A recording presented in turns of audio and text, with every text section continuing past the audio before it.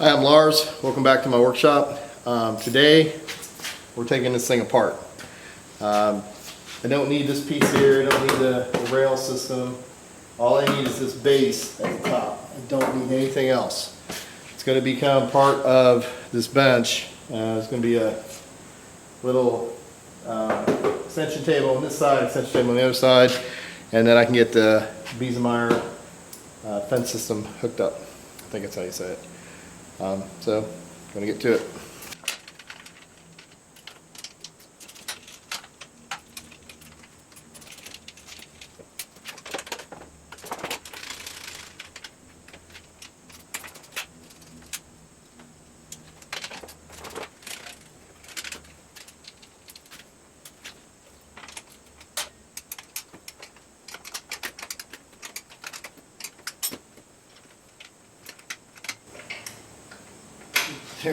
There's always that one bolt.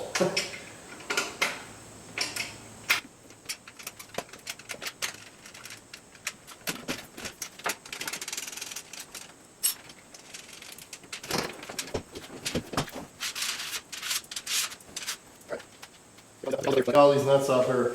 This piece let me explain why I'm rebuilding this thing, okay? These pieces are made of aluminum, and they're very pliable.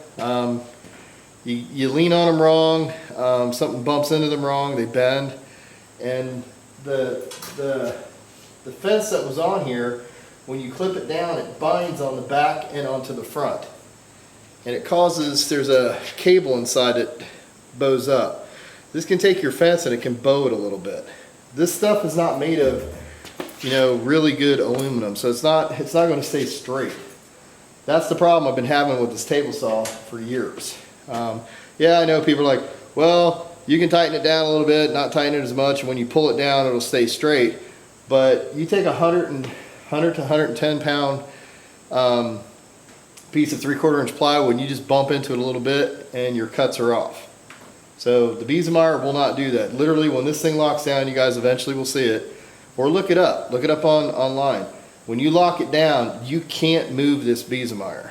Okay, it's locked, it's there. The aluminum that is made on it is 3 times as thick as the aluminum that's here. It's very strong. So I'm going to get this thing flipped around and we'll take the other side apart.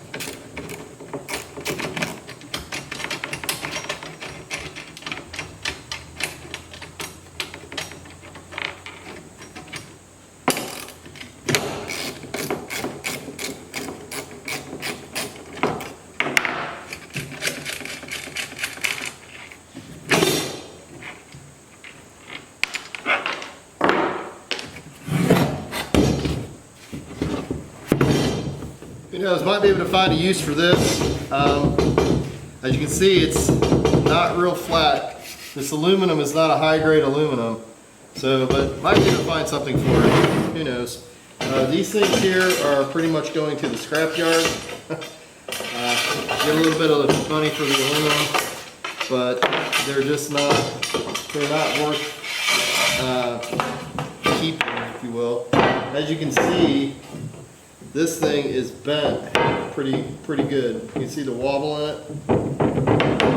Like I said, they're not made of really good aluminum. If you look at the end of this, they're not really thick. These are like maybe 1/8 inch pieces of aluminum.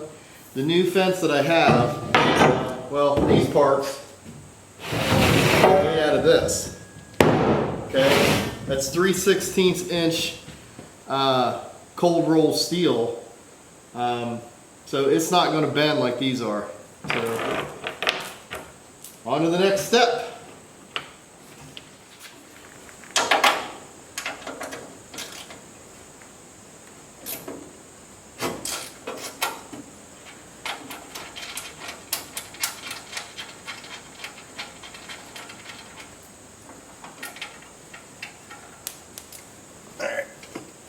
So this motor will not come off. It is actually attached to the frame that holds the saw blade in place. So this will all come and be lifted and set up there. So there's no connection to this bottom frame, which is a good thing.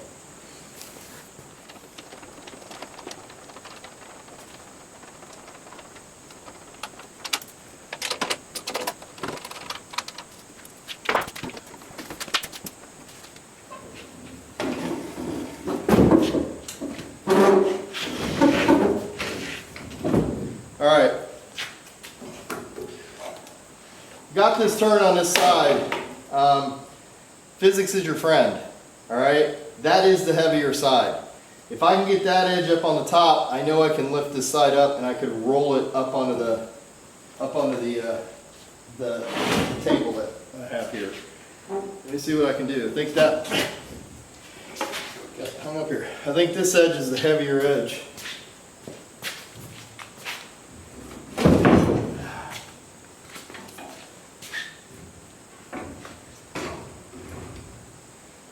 Question is how do you get it back off of here when you need to?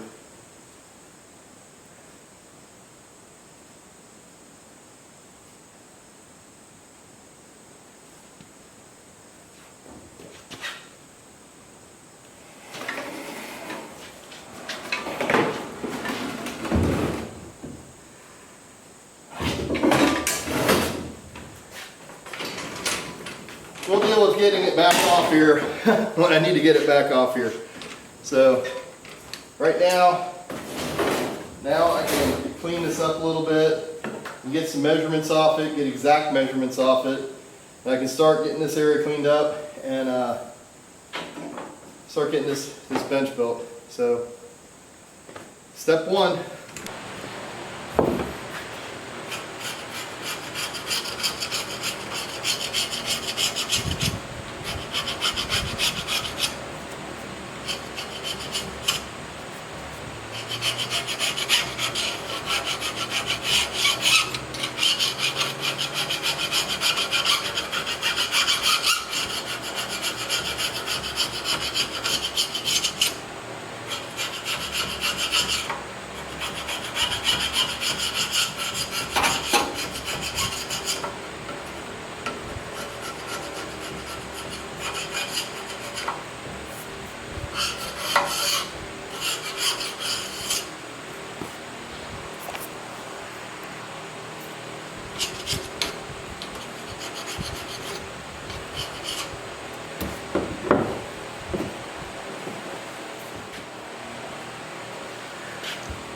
This is penetrating oil.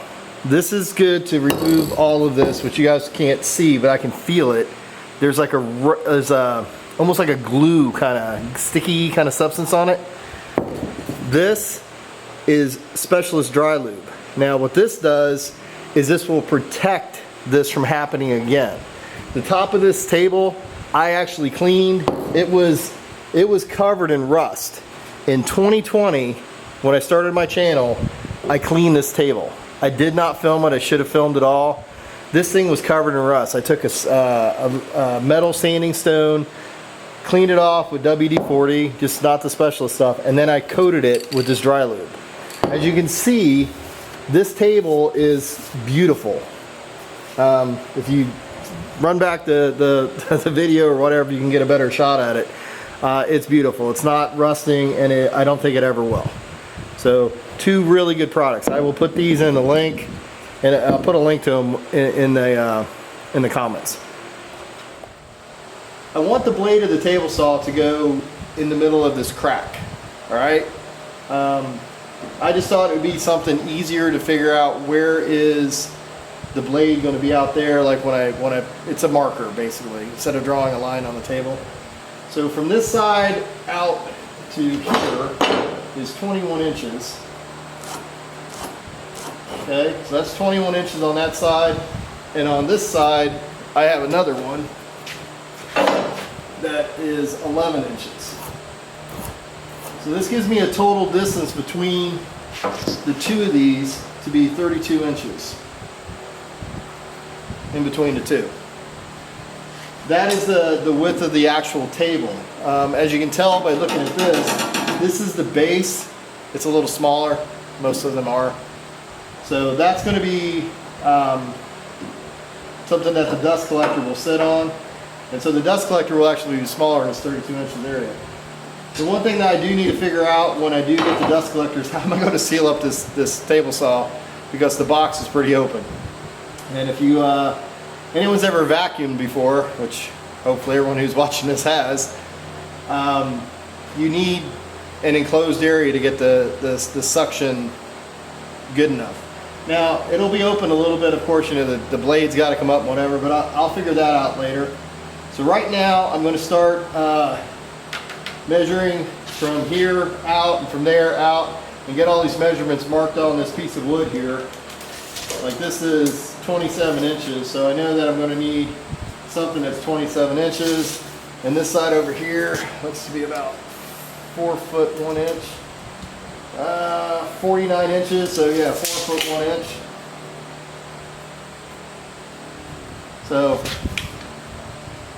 we can get these two built today and then get the platform in the middle set up. So the next part after we get this side built and this side built is I need to build a bridge, if you will, in between. It's a shelf, and on that shelf the dust collector for the table saw will fit. Alright, so we'll build that to match the bottom portion of this table saw. It'll be made out of 2x4s with a piece of plywood underneath. I bought 4 furniture levelers, got them at Home Depot. I'll put a link in. They're like 30 bucks. They hold 8,000 pounds for the 4 of them, so you got to use all 4 of them together. It's not gonna, you know, they're like 2,000 pounds a piece. But they hook on sort of like this to the piece of wood, and then you put screws in it and use an Allen wrench to lift them up. That'll help me get my table saw level. I think that's the best option that I have. All right, so let's get these things started. This is for Woody 1380. I'm replacing my saw blade. I need to get this thing sharpened. I actually have a sharpening tool around here. Like I said, I'll put together a video of how to sharpen saw blades. It's really not that hard. All you need to do is just make sure these points, it's like sharpening a chainsaw blade, or chain rather. You just got to get them at the right pitch and the right, you know, point. So, new saw blade. So I decided I'm going to take a ½ inch or a ¼ inch off of each side of the table saw. It'll give me a little bit of wiggle room in there. I can always take the top and extend it over that ¼ inch if I really want it tight, and then I'll be able to take that top off if I ever need to do anything. So this side's going to be 26 1/4. The other side's going to, or 26 3/4. The other side's going to be 48 3/4. I'm going to need 2 shelves on each side, so I need something to support to up there on the top so that we can, you know, have the tabletop on it. There needs to be something at the bottom to keep the legs from falling in. So this is actually going to be something I might add to later. So let me get these cut.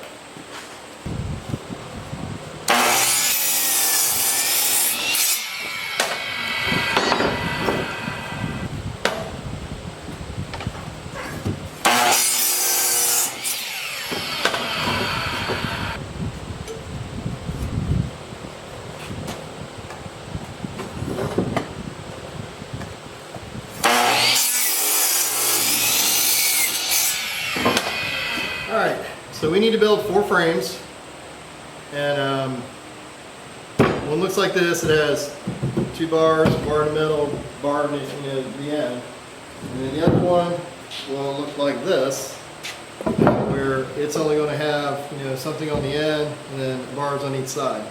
So we don't really need one in the middle here because the plywood will be able to span that distance without breaking.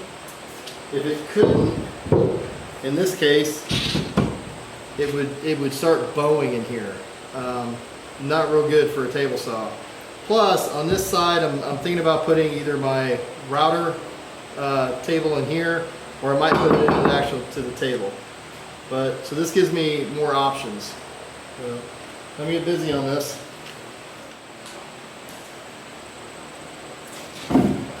Okay, through the magic of a little bit of filming here, we're all done.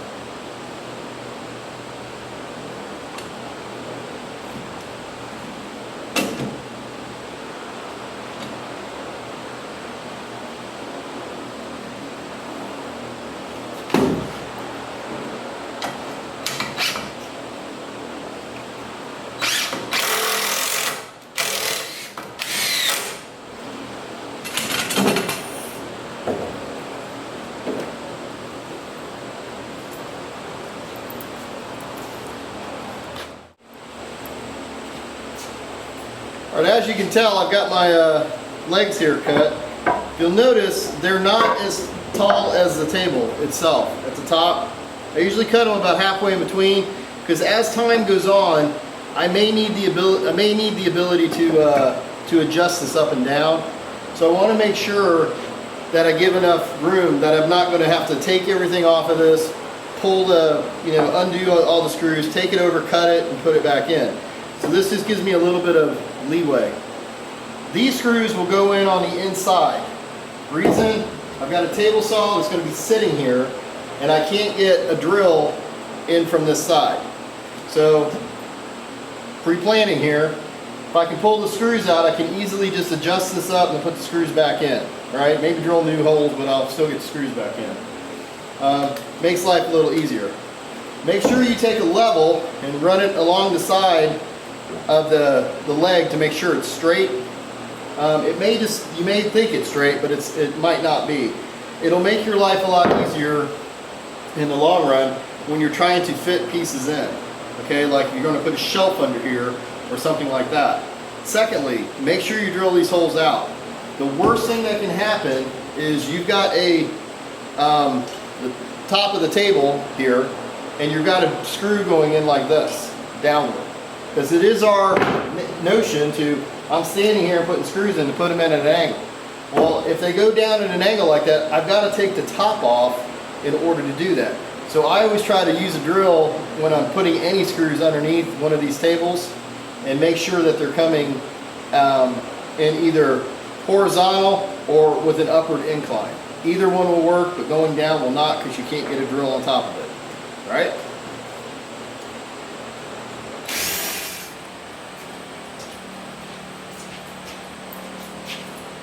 All right, so I need to make sure at this front, this piece of wood and this piece of wood are in the same plane here. Otherwise, when I hang the fence steel up, if this is bowed out or whatever, twisted, it's going to give me a bow in my fence. So what I've done is I've measured out a 1/2 inch here and put a mark. I did a 1/2 inch here and put a mark. A 1/2 inch here, put a mark, and I did one down here. Okay. Now I've got 4 points. Now, history, and I'm not going to get into all the history of it, but this is how people used to make, and they still do today when you're building up like barns and whatever. They put marks down on the ground, posts in the ground or whatever. So these are going to act as my posts. If I pull this string tight now, and I can see from here that this mark, this mark, this mark, and that mark, the string's going over every single mark. Therefore, I know that this is a straight line. This piece of wood and that piece of wood, the face of it is in the same plane, or it's good enough for what I need. All right. So this has now been set where I need it. Everything's good here. After some figuring, after some calculations. Okay, I've been working on getting the calculations to get the table saw shelf in place. I believe I've got it in the proper place. So what I need to do now is I need to put some supports underneath it, because I don't have all the time a helper out here to hold things in place. So when you don't,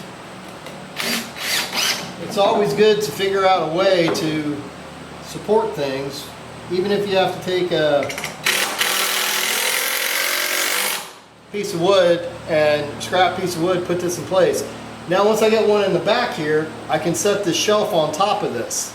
Okay, I'll do the same thing behind me, and then that will allow me to fasten the shelf to these table legs securely. All right, had to take a quick break. And like I said, it's Ohio. It is really hot here today, very humid. So I've got this set up, so I'm going to tilt this down so you guys can see it. So the table saw will sit right here on this guy here. It is strong enough to hold the table saw. All right, table saw is a little bit heavier than I am, but we're going to put some supports down here on the bottom. first thing I need to do is I need to figure out where these go. So I'll have to lift these up probably about yay high. I might actually just put them right underneath here and put this like that. So that's a possibility. It'll give me plenty of support.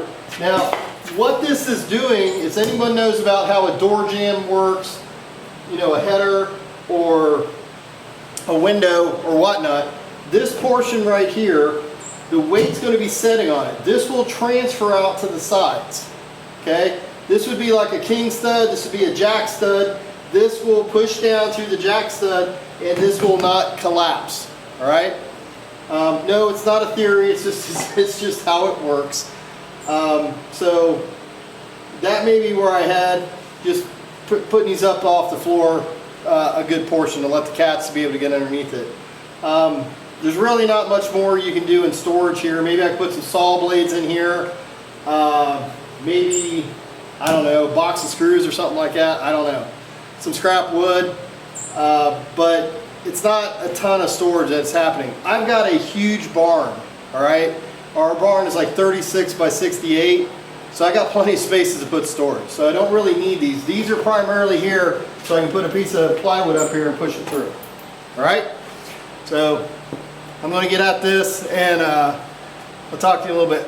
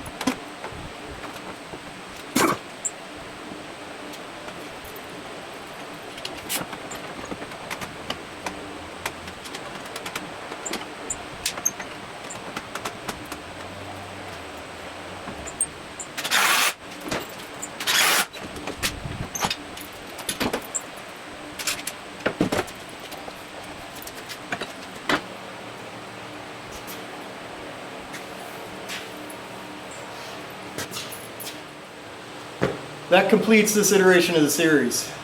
If you like the video, please click like. If you like videos like this, please click subscribe. And if you want to be alerted whenever new videos occur, please click the alert button.